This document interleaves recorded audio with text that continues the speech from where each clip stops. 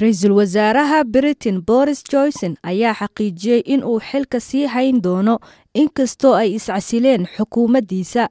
Waxa uu sheegay fadhiga su'aalaha toddobaadlaha ee aqalka baarlamaanka Ingiriiska in uu diidan yahay ku takrifalka awoodda dowladuna ay tahay in ay doorkeeda qaadato xilliga qalalaasaha.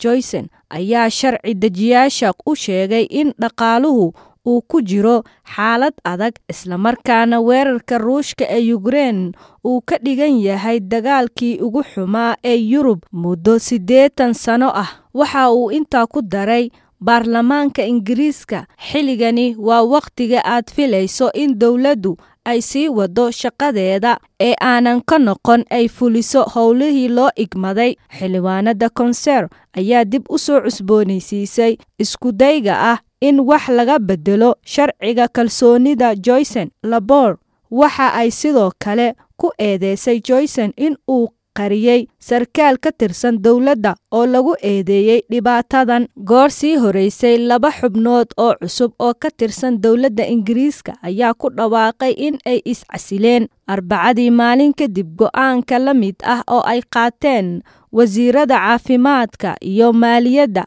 kaasi oo kordhinaya cadaadiska Ra'iisul Wasaaraha Johnson oo ku lug leeyahay fadeexo badan. Xogayihii arrimaha carruurta iyo qoysaska Will ayaa ku dhawaaqay in uu iska casilay xilka isagoo sheegay in uusan haynin door kale kadib markii uu si daacad ah u gudbiyay macluumaadka laga helay xafiiska Ra'iisul Wasaaraha oo noqday mid qaldan. Laura ayaa iyaduna iska casishay xilkii ay ka haysay kaaliyaha xogayaha arrimaha dibadda ee gaadiidka sababtoo ah waxa ay lumisay kalsoonidii ay ku qabi jirtay dowladda